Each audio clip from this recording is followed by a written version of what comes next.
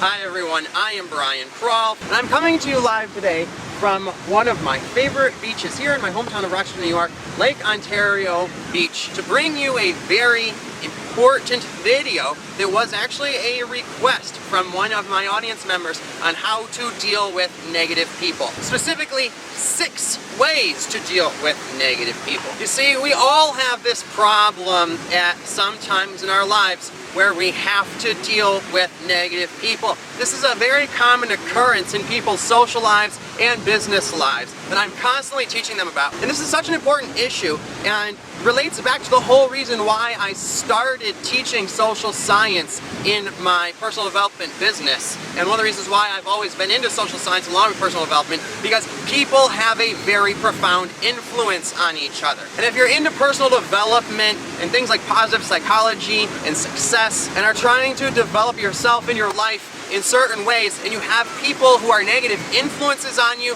it's going to be very difficult. It just doesn't matter how much good and positive things you are doing to try to get the life that you want and become the person you want to be. Those negative influences will push you down and suppress you in all of those ways that you want to be developing. And they're just going to negate so much of the energy you're putting into your personal development work. It's going to be so difficult for you to succeed. So that brings me to the first and foremost way in which it is best for you to deal with negative people in your life, and that is to cut them off.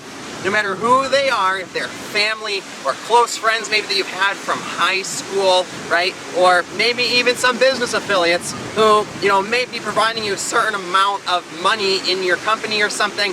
But when people are negative influences on you, the negative impact that they have and the amount of damage that they do and ways that they oppress you just isn't worth it, okay? Even if they're close family members or friends, you just sometimes have to cut these people off. Or maybe give them an ultimatum first and say, look, you've been a very negative influence on me lately. I'm trying to better myself. If it doesn't stop, I'm not going to be able to associate with you anymore.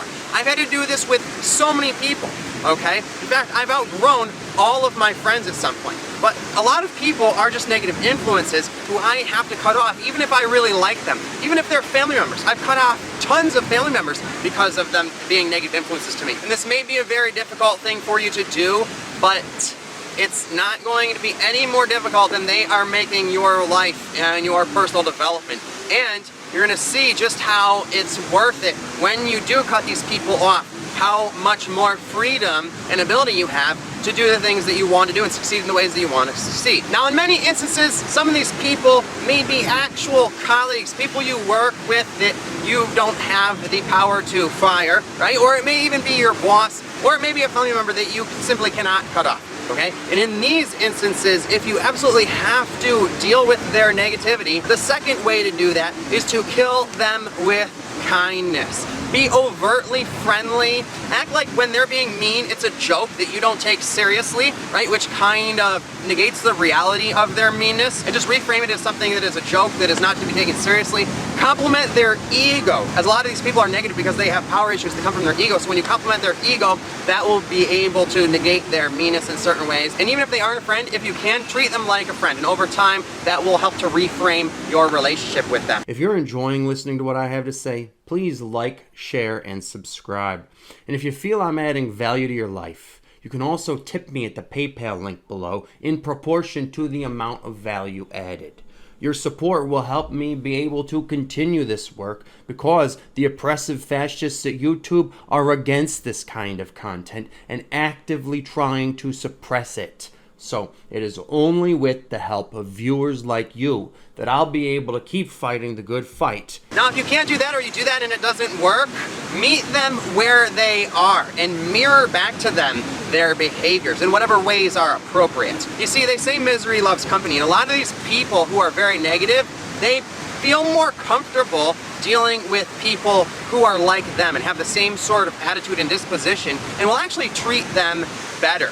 Okay, I've dealt with a lot of stern types of people, and me being happy-go-lucky only makes them try to suppress me and put me down because they don't like that, right? They wish they could be like that, right? But what they really want is someone to accompany them in their misery. So by acting stern as well, they actually treat me better. And you'll find the same thing with people who complain a lot. If you're living it up and acting all happy-go-lucky, they're going to get jealous and angry at you and be mean to you to try to oppress you, okay? So just find ways to complain with them, and it will actually turn into more of a friendship probably.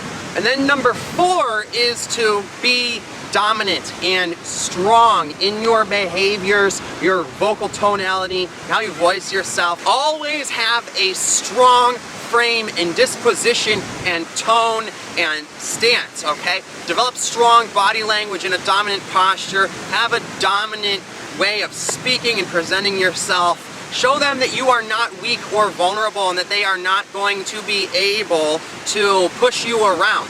Understand? You've got to show yourself as being a strong, dominant person to prevent yourself from being attacked by them in any way. And then that being said, number 5 is to understand that their negative attitude is not about you. And do not take it personally, even when it seems like a personal attack. Realize that it's not really a personal attack so much as it is displaced anger or hurt, okay? So find ways to empathize with them and try to understand them and try to find out what it is that is bothering them and why they have such a negative attitude, and offer them support, even if it's just complaining with them, like I've said. And then number 6 is to, if this is a business, keep your work mindset separate from your personal mindset. If this is in family, keep your family life mindset separate from your social life mindset. Try to compartmentalize wherever it is this relationship exists. And if it's a friendship, you really don't need this person, right? You can get rid of them. But if it's someone who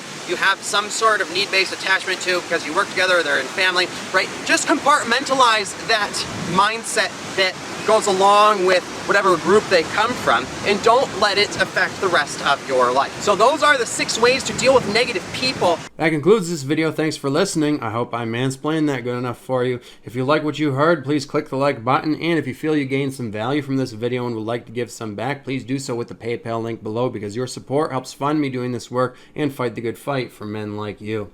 If you are ready to take the red pill and wake up from the matrix and the matriarchy controlling it and learn everything you need to know about female on male sexism, get your copy of my newly released book called Misandry Exposed. On sale now for a special price that won't last long. So check it out by clicking the link below. And otherwise, take care of yourselves, men, because no woman out there is going to.